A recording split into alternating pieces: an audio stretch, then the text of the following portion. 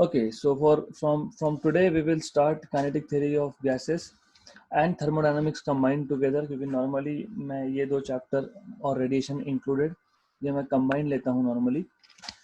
तो पहला question start करते हैं। Temperature of a gas at pressure P and volume V is 27 degree. तो टेम्परेचर हमको दिया हुआ है 27 डिग्री, मतलब वो हो जाता है आपका directly 300 kelvin. Keeping its volume constant, volume constant है। If the temperature is raise to 927 degree, so ये इनिशियल टेम्परेचर था, फाइनल टेम्परेचर आपका 927 डिग्री, उसमें आप 273 ऐड करोगे तो that will become 1200 kelvin, if I'm not wrong, 1200 Kelvin. Okay, the pressure will be, बहुत simple है, यहाँ पे आपको चार्ल्स लॉ यूज करना है क्योंकि कांस्टेंट वॉल्यूम बोला है, मतलब pressure is proportional to temperature. So at constant volume pressure is proportional to temperature, this is Charles law. तो आपको प्रेशर पूछा है, what will be the pressure. So P2 by P1 will be equal to T2 by T1. So P2 will be equal to T2 by T1 times of P1. ये actually oral था क्योंकि 1200 upon 300 that is 4 times of initial pressure. तो 4 times of initial pressure, that is option number C. तो सिर्फ constant volume पे ये process हो रहा है। This is what you should have understood, that it is you have to use here Charles law. That's it. Okay, let's move to next question. 4 moles of an ideal gas at 0 degrees Celsius. At constant pressure, it is heated to double its volume. Then its final temperature will be. तो initial temperature दिया आपको, final उसका volume भी जो है basically it is increasing at constant pressure. So this process is at constant pressure, and you know that volume is proportional to temperature at constant pressure. Gay-Lussac law. तो आपको मिल जाएगा यहाँ पे V2 by V1 that is equal to T2 by T1. हमको वापस temperature ही find करना है, तो T2 is equal to V2 by V1 into T1। तो आपको बोला है वॉल्यूम डबल हो रहा है, तो V2 equal to 2 times of V1, मतलब V2 by V1 is equal to 2। V2 by V1 is 2, तो ये आपको मिल जाएगा T2 V2 by V1 is 2 और 0 degree Celsius you already know right, 0 degree Celsius दिया है आपको। तो this is somewhere you have to understand कि क्वेश्चन सॉल्व कैसे होगा। तो it is 2 times of T1। Okay, तो 2 टाइम्स ऑफ T1 अगर मैंने बोला तो 2 times of T1 if I से दिस, तो 2 times of 0 degree becomes 0 degree again. तो यहाँ पे ऐसा है कि ऑप्शंस थोड़े से आपको करेक्ट करने पड़ेंगे, you have to correct it right. The thing is this is a constant temperature process, pressure process, not temperature, constant pressure process. तो यहाँ पे Gay-Lussac लॉ यूज होगा, V is proportional to T, तो हमको मिल गया T2 is equal to V2 by V1 times of T1 right. This is what you have obtained. Okay, अब ऐसा है कि 0 डिग्री सेल्सियस आपने रखा है, इसको कन्वर्ट करो केल्विन में। सबसे पहले ये चीज़ होगी, इसको केल्विन में कन्वर्ट करो। ओके, तो 0 डिग्री मतलब कितना केल्विन आपको पता होना चाहिए, करेक्ट। तो 2 इंटू 273 कितना होता है, 546 केल्विन। तो T2 आपको मिल गया 546 केल्विन राइट। इसको आप डिग्री सेल्सियस में कन्वर्ट कर लो, मिल जाएगा आपको आंसर। तो I leave it this simplification on to you, either you correct your options or you have to find a solution for yourself. सिर्फ यहाँ पे Gay-Lussac लॉ लगने वाला है, मैं इसलिए बोल रहा हूँ क्योंकि this question sometimes becomes too confusing. क्योंकि क्या होता है ना, T1 को 0 डिग्री में रख देते हैं, कन्वर्ट नहीं करते, फिर 2 टाइम्स ऑफ 0 इज 0 ऐसा लिख के ये ऑप्शन लिख देते हैं right. So no, you have to do it in Kelvin, and then from Kelvin you have to go back to degree Celsius, right? So from Kelvin you have to go back to degree Celsius. तो Kelvin से degree में जाने के लिए आपको पता होना चाहिए, so I leave it on to you.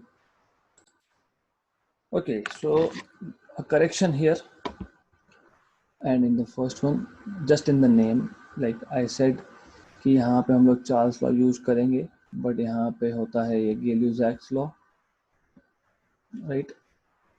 This is Gay-Lussac's law. Pressure is proportional to temperature at constant volume, and here volume is proportional to temperature. That is Charles' law. So physics remains same. The thing is just I got a little confused in the names. What is in the name? ऐसा Shakespeare ने बोला था, but anyways, a lot of things depend on the name. Right. Next question. The molecular weights of O2 and N2 are 32 and 28 respectively. 15 degree पे pressure of 1 gram O2 will be same as that of 1 gram N2. Okay, in the same bottle at the same temperature. At the temperature basically. तो आपको क्या बोला है, molecular weight दिए हुए हैं oxygen के और नाइट्रोजन के. आपको बोला है कि 15 डिग्री सेल्सियस पे at 15 degree Celsius the pressure of 1 gram O2 will be same as that of 1 gram N2 in the same bottle at the temperature. Question थोड़ा सा रिफ्रेम करना पड़ेगा. Anyways, first let's look at the solution and then see कि question को क्या reframe करना पड़ेगा हम लोगों को. तो हम लोगों को पहले ही समझना है कि यहाँ पे क्या यूज करने वाले हैं. For 1 gram of gas, you know, ideal gas equation will become PV is equal to RT. अब प्रॉब्लम यहाँ पे ये है कि if you remember it will be RT by M. अगर आपको याद होगा in terms of molecular weight जब लिखते हो तो PV is equal to RT by M लिखते हो, not PV equal to nRT. तो ये RT by M आता है.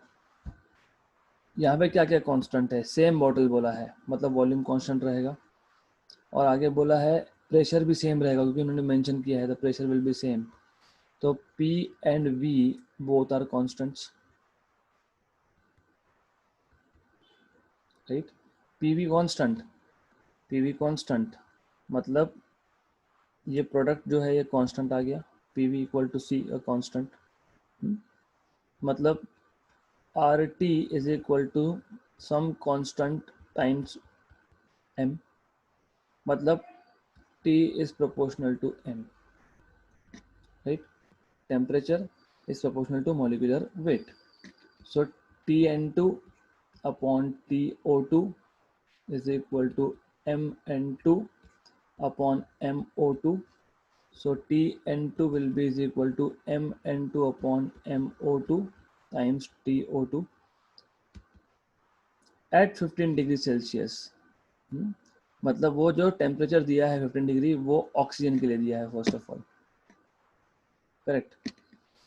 Mn2 is 28 and this is 32 and this is 15 degree. I am saying again 15 degree मतलब 15 plus 273, करेक्ट. तो आपको solve करना पड़ेगा टू फाइंड आउट Tn2. तो after solving this 28 by 32, right, into 8 to 78 to 88. ये solve करो इसको. 288 32 28 14 by 16 14 by 16 7 by 8 288 8 2125 and 2 252 आएगा. ये 252 केल्विन आएगा आपका टेम्परेचर. तो माइनस 273 करोगे तो माइनस 21 डिग्री सेल्सियस आ जाएगा. ओके. तो अब अगर क्वेश्चन को वापस से पढ़ रहे हो, मैं वापस बताता हूँ आपको. दो गैसेस दिए हैं, उनका मॉलिक्यूलर वेट दिया हुआ है. आपको बोला है कि ऑक्सीजन का जो टेम्परेचर है वो 15 डिग्री है. तो क्या बोलना चाहिए था, the pressure of 1 gram O2 at 15 degree Celsius. तो ऐसा रिफ्रेम करना चाहिए था. The pressure of 1 gram O2 and the gas O2 is at 15 degree Celsius will be same as that of 1 gram N2 in the same bottle at what temperature. मतलब nitrogen gas का कितना temperature होना चाहिए so that the pressure of oxygen which is at 15 degree will be same as that of nitrogen, correct. तो हमने क्या use किया, PV is equal to RT by M, क्योंकि हमको ऑलरेडी पता है कि जब हम लोग मॉलिक्यूलर वेट के टर्म्स में लिखते हैं तो P V equal to R T by M होता है. पी वी कॉन्स्टेंट है तो R T is equal to constant into M. So T is proportional to M because R is constant and on the right hand side is another constant. So T is proportional to M. So Tn2 by TO2 is Mn2 by MO2 और उसको simplify करते गए. Temperature कभी भी absolute value मतलब Kelvin scale में लिखना और बाद में डिग्री में कन्वर्ट करना. This is what you have to know. तो यहाँ पे करेक्शन तो नहीं है बेसिकली, लेकिन एक चीज जो हमने लिखनी चाहिए थी वो नहीं लिखी बिकॉज 1 ग्राम ऑफ गैस था. PV is equal to NRT होता है. N is number of moles और आपको याद होगा नंबर ऑफ मोल्स कैसे होता है, मास अपॉन मॉलिक्यूलर वेट. तो M बाई M ये एक्चुअली कंप्लीट फॉर्मूला है, right, in real terms. So you have to write a small m here which is basically ये जो m लिखा है मैंने, this is basically mass of gas. पर वो 1 ग्राम था तो मैंने लिखा नहीं था. मैं अभी इसलिए बता रहा हूँ क्योंकि नेक्स्ट क्वेश्चन में लगने वाला है. So the molecular weight of gas is 44. The volume in liters occupied by 2.2 gram of this gas at 0 degree and 2 atmosphere pressure will be. So volume find करना है, how much is the volume occupied by this 2.2 gram of gas at 0 degree Celsius and 2 atmospheric pressure given the molecular weight is 44. So PV is equal to nRT.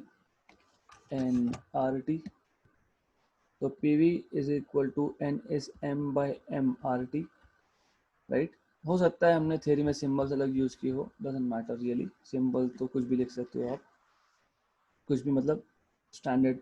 Some books have some other symbols, so it's okay. तो MRT by MP.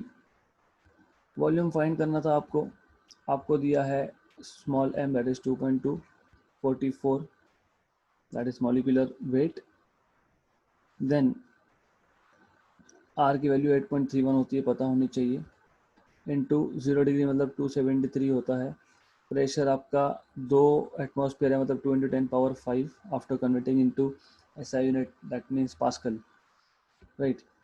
तो ये आप solve करोगे, that's more और less. अगर मैं point हटा देता हूँ तो 1 जा 2 जा, और ये पॉइंट हटा दिया है मैंने तो वो पावर को एडजस्ट करना पड़ेगा मुझे.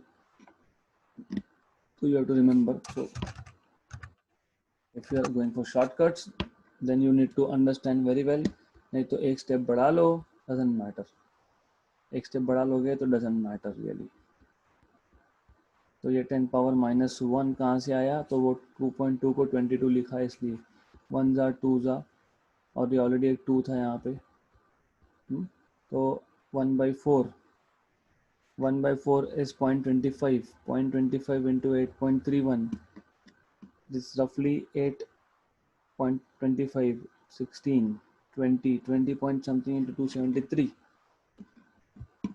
20 point something into 273 और नीचे के पावर ऊपर आएंगे तो अराउंड 50 समथिंग आना चाहिए, 55 या कुछ ऐसा आंसर मिलना चाहिए आपको. तो exact answer is yes, good. तो आपको है ना एटलीस्ट 55 के आसपास तो कुछ है ना, हम लोग वो तो कर लेंगे, पावर बाद में एडजस्ट करेंगे. 5.6 into 10⁻⁻4,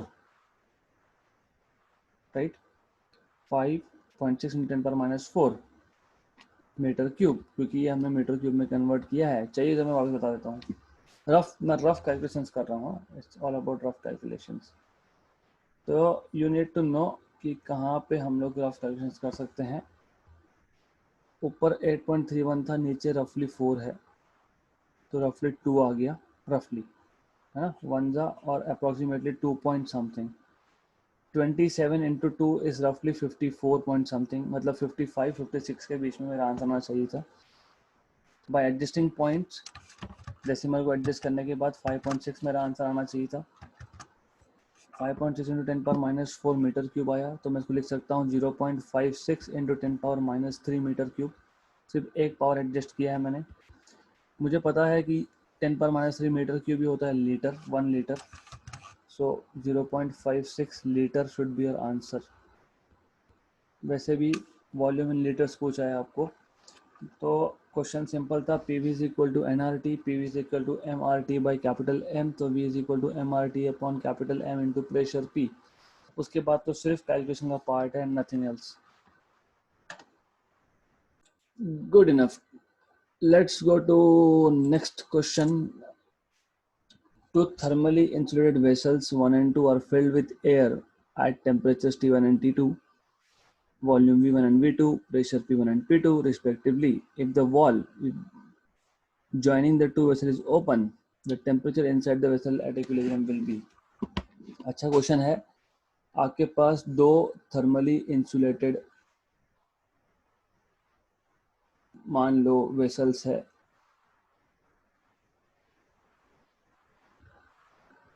right. Is thermally insulated. वैसे कंप्लीट डायग्राम ड्रॉ करने की जरूरत नहीं थी, but just to tell you there is no exchange of heat with the surrounding. These are thermally insulated. Okay, good. तो अभी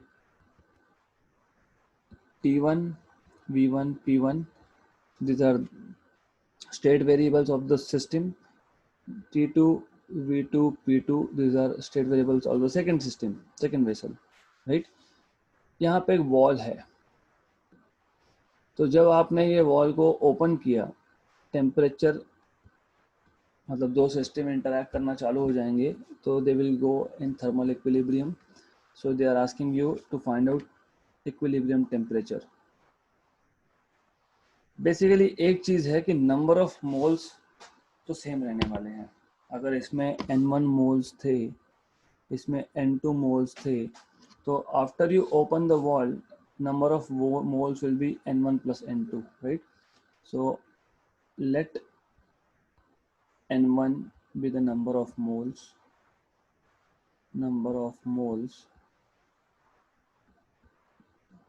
in vessel 1, N2 be the number of moles in vessel 2, in vessel 2. Therefore, total number of moles after the wall is opened, after the wall is opened,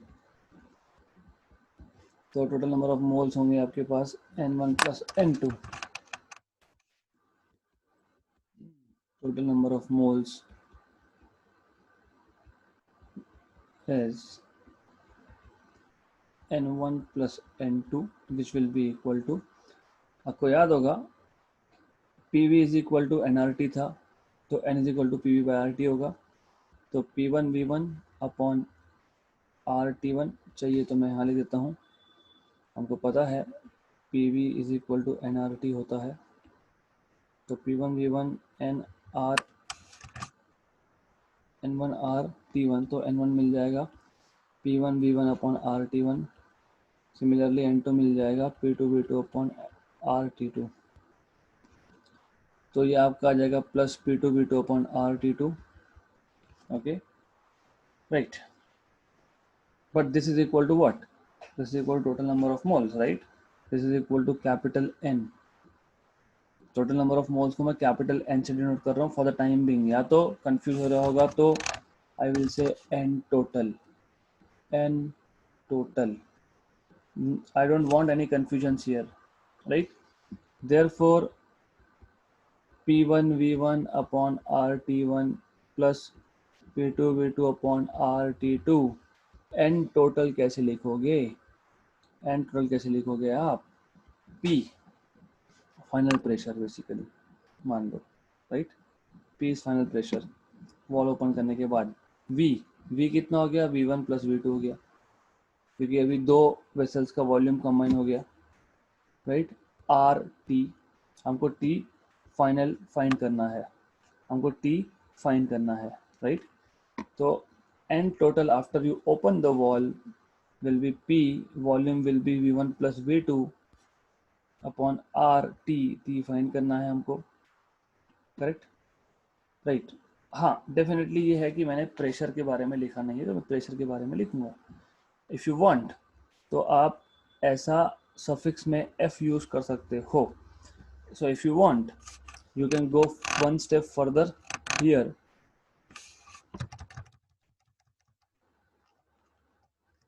Just to make it more clearer, कि हम लोग कर क्या रहे हैं. I am going little back, not a lot. तो N total will be P F V F upon R T F. So N total will be pf, final volume will be v1 plus v2 upon rt final. Correct. तो ये आ जाएगा यहाँ पे N total की जगह पे P F V one plus V two upon R times of T final. अगर हमको टी फाइनल फाइंड करना है, क्योंकि वही पूछा है हमको, राइट. तो what we will have to do is to find out p final first. But let's say equation number 1, according to Boyle's law,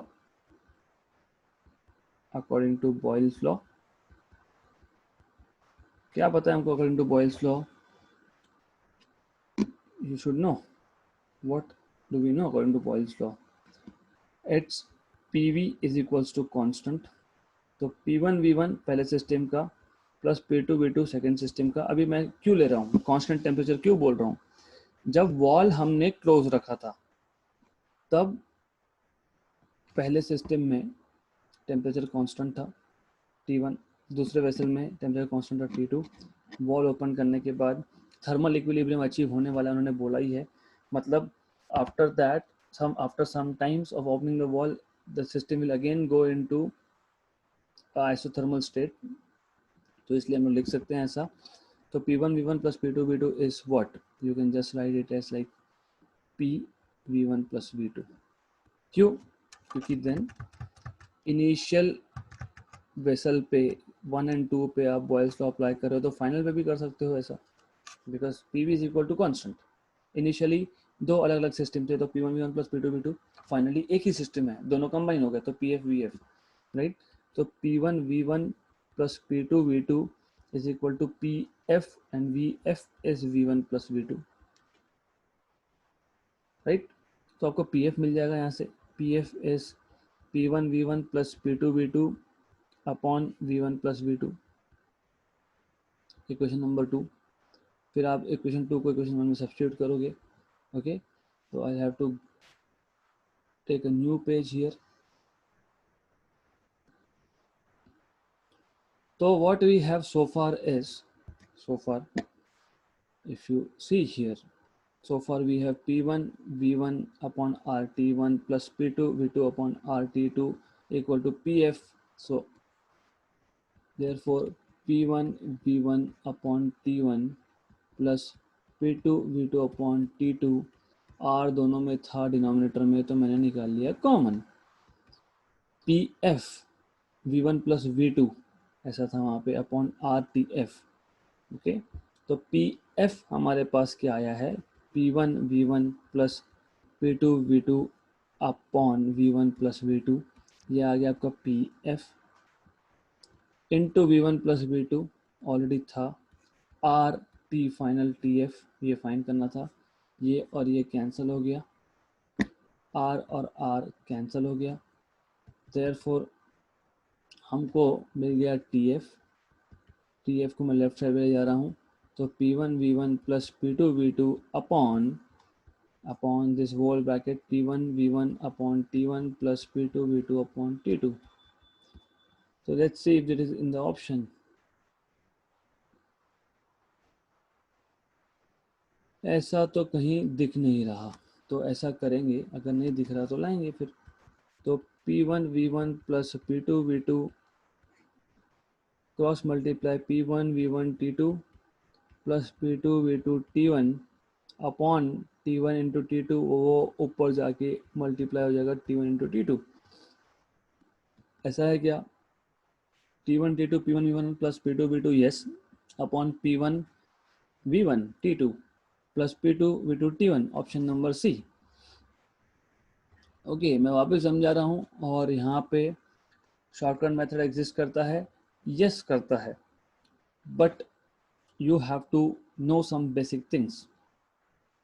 तो हमने हमारे पास दो थर्मली इंसुलेटेड वेसल बोल दिए थे. जब थर्मली बोल दिया मतलब आइसोथर्मल प्रोसेस के जो इक्वेशंस है, मतलब P V equal to constant Boyle's law हम लोग अप्लाई कर सकते हैं। पहली चीज़ ये पता होनी चाहिए। फिर वो बाकी पैरामीटर दिए हैं उन लोगों ने आपको, पहले सिस्टम का क्या, दूसरे सिस्टम का क्या। देन वॉल को ओपन कर दिया तो टेम्परेचर इक्विलिब्रियम में आएगा, मतलब फाइनली सिस्टम वापस से आइसोथर्मल या तो थर्मली आइसोलेटेड है तो it will become again, it will come in thermal equilibrium after some time. तो मतलब मैं फाइनल स्टेज पे भी बॉयल्स लॉ अप्लाई कर सकता हूँ। तो सबसे पहले अगर मेरे दिमाग में ये था, इफ आई नो दिस, पहले सिस्टम का P1 V1, दूसरे का P2 V2, दोनों का addition, final is PF VF। But finally जब मैं वॉल ओपन करता हूँ तो वॉल्यूम तो कम हो जाता है ना, क्योंकि दोनों गैस का वॉल्यूम V1 प्लस V2 हो जाएगा। तो मुझे सबसे पहले मिल जाएगा pressure final, that is P1 V1 plus P2 V2 upon V1 plus V2। ये ओरली होता है, if you have understood Boyle's law. Okay, पहला सिस्टम दूसरा system, okay, P1 V1 plus P2 V2 equal to PF VF। So P1 V1 plus P2 V2 upon VF is equal to PF, but VF is V1 plus V2, तो PF हमारा आ गया P1 V1 plus P2 V2 upon V1 plus V2, equation 2 बन गया। Now और क्या हो रहा है, क्या ये आइसोबारिक है? I don't know, right. वैसे आइसोबारिक नहीं है ये, क्योंकि उन्होंने बोला नहीं है वैसा, बट यस, दो गैस कंबाइन हो रहे हैं, मतलब पहले गैस का मोल N1 था, दूसरे का N2 था, तो वो कंबाइन हो जाएगा, तो N टोटल मिल जाएगा N1 plus N2। but PV is equal to nRT, so N is equal to PV by RT, तो N1 is P1 V1 upon RT1 plus P2 V2 upon RT2 equal to N total, and N total is what? Pressure final pressure, final volume, that is V1 plus V2 upon RT final। तो T final निकालना है और P final निकाल के रखा है, उसको equation 1 में सब्स्टिट्यूट कर दो, सिंप्लीफाई कर दो, you get your option number C। Okay, so next question is, to what temperature should the hydrogen at 327 degree Celsius be cooled at constant pressure? तो हम लोगों को बोला है कि हाइड्रोजन हमारे पास 327 डिग्री सेल्सियस पे है, इसको कांस्टेंट प्रेशर पे कूल करना है, so that root means velocity of its molecule becomes half of its previous value. सबसे पहले आपको पता होना चाहिए VRMS, जिसको हमने CRMS से डिनोट किया था, doesn't matter how you denote it, इसका फॉर्मूला पता होना चाहिए अंडर रूट ऑफ 3RT/m। जब तक ये नहीं पता होगा क्वेश्चन सॉल्व नहीं होगा। इसका मतलब VRMS is proportional to under root of T। R constant, M constant है, क्योंकि M क्यों कांस्टेंट है? क्योंकि गैस सेम है, R तो कांस्टेंट ही है, राइट। तो यहाँ से हमको मिल गया कि T square is proportional to T is proportional to VRMS का स्क्वायर। सिर्फ मैंने स्क्वायर ले लिया बोथ साइड्स पे, and then what I can see is, what we can say is T is proportional to VRMS square, okay, right। तो इतना ही था, और तो कुछ करना नहीं है आपको, it is quite simple thing। why? because you are supposed to find out T2, यही करना है, upon T1, that is VRMS1 upon VRMS2 उसका स्क्वायर। और आपको according to given things, right, आपको क्या दिया है? आपको बोला है, क्या बोला है? Root means velocity becomes half, मतलब VRMS final is equal to half of VRMS initial. ये गिवन कंडीशन है आपको, मतलब आपको basically, if you want, if you are writing this, तो यहाँ पे तो पहले 2 लिख दो, यहाँ पे 1 लिख दो, राइट। तो आपको पता है VRMS2 अपॉन VRMS1 इज 1/2, तो T2 by T1 is just half उसका स्क्वायर, तो T2 is equal to T1/4, basically T1/4। But as I told you, हमेशा केल्विन में कन्वर्ट करने के बाद सॉल्व करना ऑलवेज। तो 327 डिग्रीज प्लस 273 कर देंगे तो केल्विन में बन जाएगा, and that will be 600 basically. 4 and 2, 600/4 is 150 Kelvin, and when you convert it into degrees, 150 minus 273 will give you minus 123 degrees Celsius. So final temperature will be minus 123 degrees Celsius, that is option number A। Easy question था, you just have to know what is the relation between VRMS and temperature